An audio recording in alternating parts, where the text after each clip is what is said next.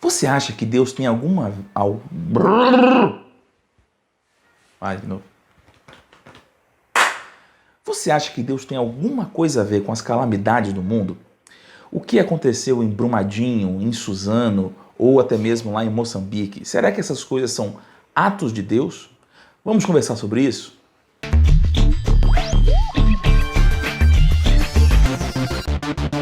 Olá, no nosso último vídeo nós conversamos um pouco sobre Deus e o juízo e nós vamos continuar um pouco nesses temas um tanto quanto espinhosos. Hoje nós vamos falar sobre Deus, a bondade e o mal. Isso é um tema que tem desenvolvido muitas questões. Muitas pessoas, por exemplo, elas assumem uma crença ateísta porque não conseguem crer num Deus bom com tanta maldade no mundo. E eles acham que isso seria um problema. Então nós vamos avançar no entendimento um pouco sobre Deus. Eu quero começar com você lendo 1 Pedro, capítulo 2, que diz assim. 1 Pedro, capítulo 2, a partir do versículo 1, diz assim: Livrem-se, pois, de toda maldade e de todo engano, hipocrisia, inveja, de toda espécie de maledicência. Como crianças recém-nascidas, desejem de coração o leite espiritual puro, para que por meio dele, cresçam para a salvação. Agora que provaram que o Senhor é bom. Veja que o apóstolo Pedro está nos chamando para um crescimento, para um envolvimento maior com o Senhor, receber a palavra que vai nos fazer crescer, deixarmos, a Bíblia nos chama a deixar a maldade, deixar a maledicência. Mas tudo isso só é possível depois de provar que o Senhor é bom. Me parece, ao ler esse texto, que Pedro está dizendo que nós não temos condição de entender Deus ou de crescer em Deus até que tenhamos um entendimento claro e límpido de que Deus é bom. Isto é uma revelação primária de Deus. Eu não estou autorizado a entender muita coisa sobre Deus ou qualquer coisa sobre Deus até que eu entenda, em primeiro lugar, que Deus é bom. A bondade de Deus, ela está exaltada e revelada em todas as Escrituras, de capa a capa, de Gênesis a Apocalipse. A Bíblia declara exaustivamente: Deus é bom.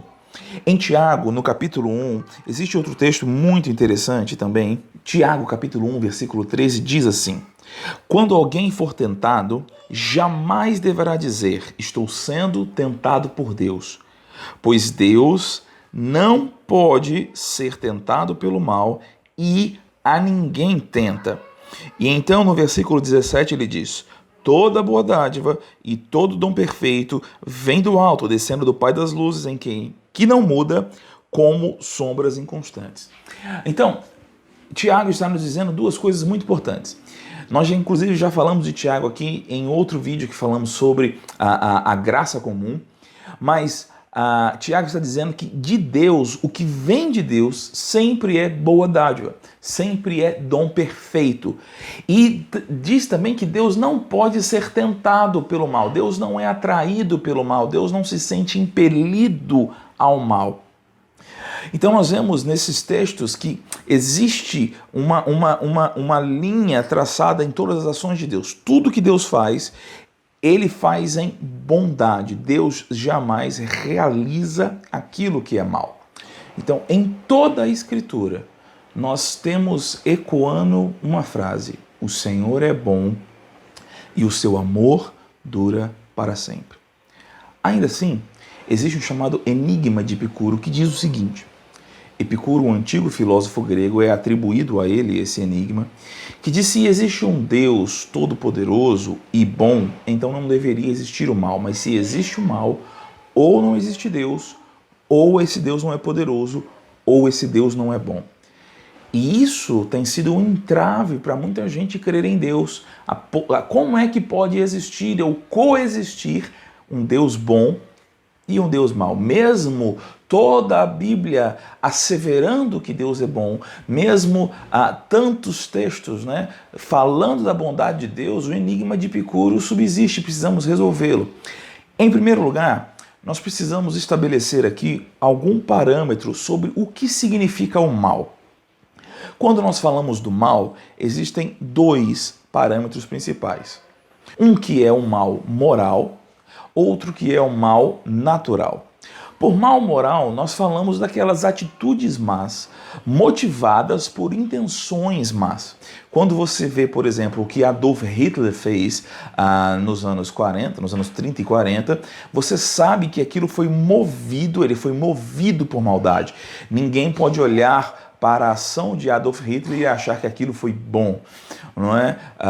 Quando você vê um estuprador agindo, um pedófilo agindo, um abusador, você sabe que isso é uma atitude má, que existe uma maldade inerente naquela ação. Por mal natural, nós falamos das calamidades, das tragédias, dos tsunamis e coisas desse tipo, e dos vulcões. Então, primeira coisa que precisamos fazer é separar as coisas, o mal moral do mal natural, e entender como é que Deus se relaciona ou não com essas duas questões. No caso do mal natural, existem dois parâmetros importantes que precisamos entender. O primeiro é que muitas vezes é o próprio homem que se coloca no caminho dessas calamidades.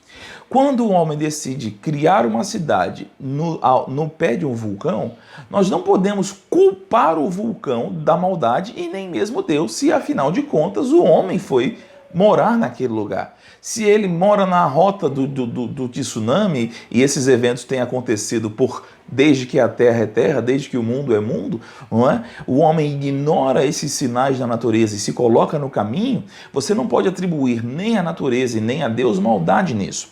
A segunda coisa é que se sabe que essas calamidades, esses eventos, como vulcões, como terremotos, eles são parte das leis que permitem a vida na Terra. Se na Terra não houvesse vulcões, não houvesse terremotos, não houvessem esses movimentos, a vida não seria possível. Mas essas ações, esses acontecimentos, eles não são maus em si mesmo. Eles não são maldosos, mas alguém poderia dizer, ouvindo isso, mas Deus poderia ter criado leis naturais melhores. E a resposta a essa pergunta é sim, exatamente, eu tenho certeza que ele fez. Mas a Bíblia diz que não foi Deus que alterou as leis da natureza, e sim o homem com o seu pecado. Olha o que a Bíblia diz em Gênesis, no capítulo 3. Gênesis capítulo 3, versículo 17, diz assim: E ao homem declarou isto: Visto que você deu ouvidos à sua mulher e comeu do fruto da árvore da qual eu lhe ordenara que não comesse, maldita é a terra por sua causa. Com sofrimento você se alimentará dela todos os dias da sua vida. Agora preste atenção. Ela lhe dará espinhos e ervas daninhas, e você terá que alimentar-se das plantas do campo. O que esse texto está dizendo? Que o pecado alterou a terra, alterou o estado das coisas. Veja que não foi um plano de Deus, não foi a criação inicial de Deus, essa questão de cardos, abrolhos e ervas daninhas. Não, isso foi uma consequência do pecado. O pecado foi algo tão terrível, tão avassalador, que ele mudou a estrutura da terra também. Então, as calamidades não são, em hipótese alguma, não aceite alguém dizer, né, como uma coisa que aconteceu como lá em Nova Orleans, nos Estados Unidos, agora recentemente lá em Moçambique, Deus está fazendo isso, está julgando. Não há possibilidade nisso. Isso aconteceu por causa do pecado, sim, mas o pecado é que criou essas calamidades e não Deus. Agora, a Bíblia diz que Deus, ele trouxe a solução para o pecado e ele vai redimir a terra na vinda do Senhor Jesus Cristo.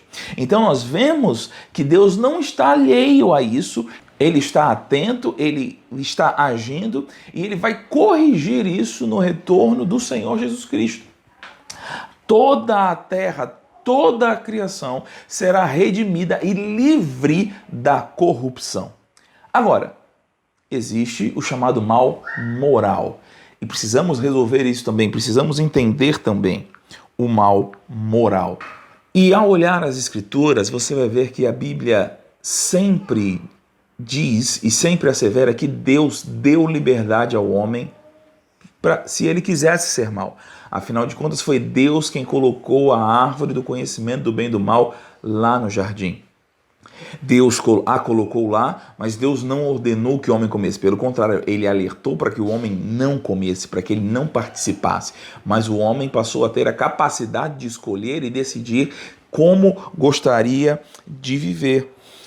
Nós vemos lá em Gênesis, no capítulo 8, versículo 21, e também no capítulo 6, que o homem se tornou mal. Ele se tornou mal nos seus caminhos e Deus não impede isso. Mas a Bíblia também diz que Deus, ele entrega a conta, ele traz o juízo.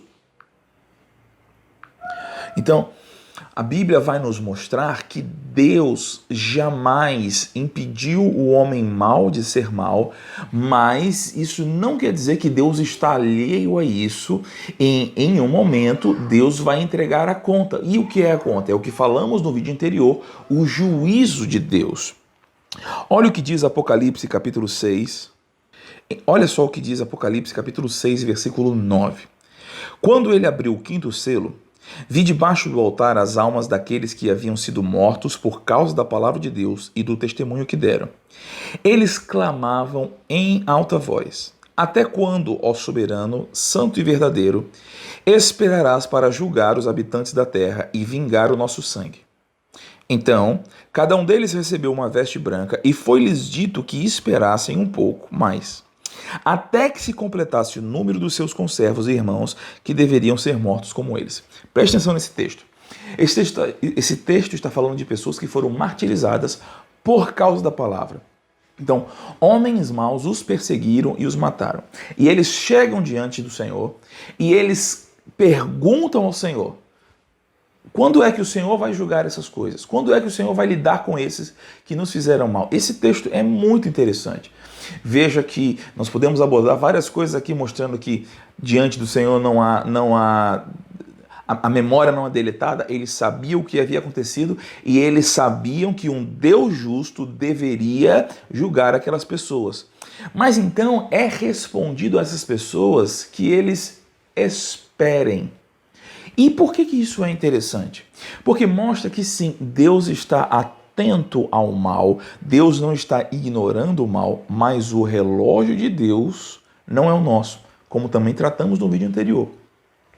Deus está vendo e Deus vai entregar a conta, mas ele não vai fazer isso na hora que nós entendemos. Nós não temos todas as informações, nós não sabemos todas as coisas. Mesmo essas pessoas mártires no céu, diante do Senhor, ainda não sabiam de todas as coisas e foi dito a eles que esperassem. Eles foram galardoados, receberam novas vestiduras, mas eles deveriam esperar. Outras pessoas ainda seriam martirizadas e Deus estava vendo e Deus iria lidar com aqueles homens maus, mas não no tempo que eles, os que foram martirizados, queriam.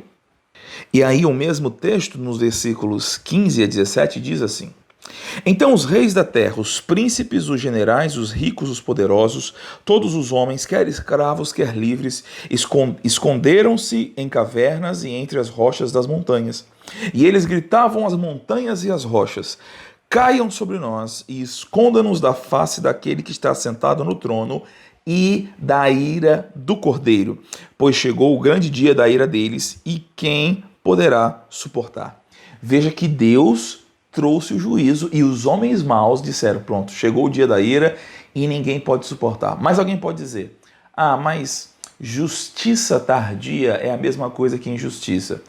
E eu concordo. No mundo normal, lidando apenas com o tempo que nós temos, justiça tardia é injustiça. Mas nós estamos falando aqui de eternidade, né? Talvez uma pessoa faça o mal e ela chegue até o final da sua vida e ela não lide com aquilo que ela fez. Mas a Bíblia é clara ao mostrar que essa pessoa vai lidar por toda a eternidade com o mal que fez. E diante da eternidade, 50 anos não é nada, não é mesmo? Então, quando se fala que Deus está demorando, o tempo da nossa vida não é parâmetro para dizer que Deus está demorando. Mesmo se pensarmos, 2000 anos se passaram, é muito tempo. Não, não é não. A eternidade é maior do que tudo isso.